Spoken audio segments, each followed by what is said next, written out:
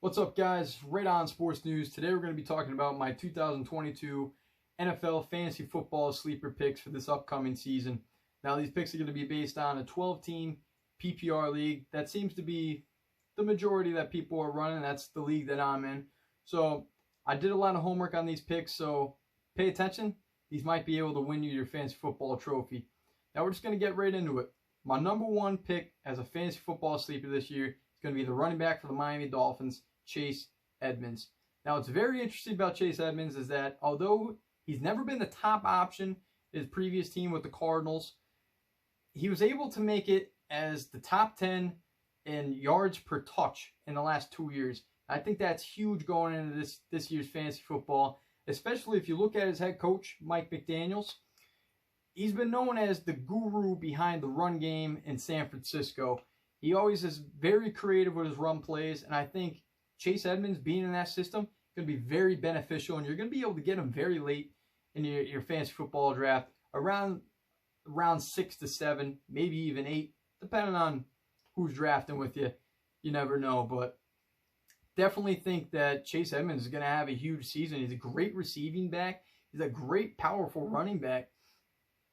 Just love his production numbers, and if you look at who's behind him in the running back room, you got Raheem Mostert, who can never finish an NFL season healthy. And you got Myles Gaskin, who isn't exactly breaking down the doors of anybody to be the starting running back. So I definitely like Chase Edmonds as my top sleeper pick. Now, my number 2 sleeper pick, back in previous years, you'd be hearing this and you're like, that makes no sense. You'd be surprised a couple years ago, but unfortunately, injuries have derailed him. He lost his quarterback. He lost his head coach, and that's going to be wide receiver of the New Orleans Saints, Michael Thomas. Now, being that he's been injury-plagued, everything's making him fall down, especially his draft stock. And I got to be honest with you, I think this is his redemption year. And a lot of people are pointing towards Jameis Winston and saying, well, that's not Drew Brees. Granted, no, Jameis Winston is not Drew Brees. Nobody's saying that. But all you have to do is look back, Jameis Winston's years in Tampa Bay, who was his top option? It was Mike Evans.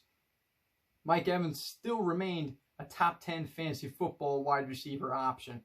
I definitely like Michael Thomas. He's a great route runner. He creates great separation against the corners, and that opens up a lot of touches. And really, the only person on that offense that's going to be taking touches away from him is Alvin Kamara. And we've already seen Alvin Kamara and Michael Thomas work together and still be great fantasy football players.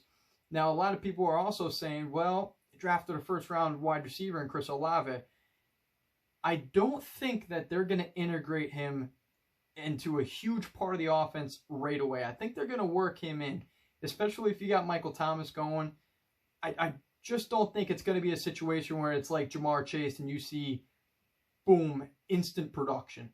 I definitely don't believe that, and for that reason, I'm definitely going to have Michael Thomas as a top wide receiver option in fantasy football that you're going to be able to get in rounds 6, 7, and 8. A guy you want to look at, and he could easily have 130, 140 targets if he stays healthy all season with Jameis Winston as his quarterback. I like Michael Thomas. Now, my number 3 sleeper option is going to be another running back, and you can never have too many running backs as a sleeper pick, especially in the later rounds. We all know how running backs go in fantasy football. That's going to be the running back for the Jaguars, Travis Etienne. Now, Etienne ended up missing his entire rookie season last year. Unfortunately, he had a foot injury and just never got out to play. But if you look at his college production, he was a fantastic receiving option out of the backfield. And his quarterback in college was Trevor Lawrence. Just so happens his quarterback in the pros now, still Trevor Lawrence. So I definitely think he's going to be having a big year. And if you look at his head coach, Doug Peterson, he was always able to be very creative and integrate his running backs in a big way in the offense in Philly with LeGarrette Blount, Miles Sanders, and Jordan Howard. And if you look at Miles Sanders and Travis Etienne, even though they're not a carbon copy of each other, I think they have definitely similar skill sets. And Miles Sanders' best years were in the Doug Peterson offense. So I definitely think Travis Etienne can end up fitting in that mold and have a very good season. So you can get Travis Etienne late. You're going to have to go ahead and take it. He's got RB2 value written all over him, if not a bench spot, which is very good, and maybe even a flex. Now, I am going to have an honorable mention, and that's going to be a guy that you could end up getting maybe at the last round of the draft, maybe not even drafted at all.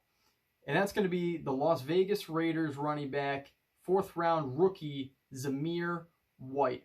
Now, why am I picking Zamir White? Probably a guy you haven't really heard of too much. He's been getting a lot of touches in preseason. He's getting a lot of touches in training camp. And now with the departure of Kenyon Drake, they've been trying to figure out, can Zamir White catch the ball out of the backfield and be a good option similar to Kenyon Drake? He's done that tenfold. Been a great receiving option. He's been a very powerful back. And no, I'm not saying he's going to overtake Josh Jacobs this year. I don't think anybody's saying that. But he's going to be a good receiving option for PPR. And then you're going to be able to take a look at him in case Josh Jacobs gets an injury. He has low RB1, high RB2 value written all over him. Good handcuff to have. He's going to be a very late pick, so take a look at him. That's going to be it. That's all my sleepers for today.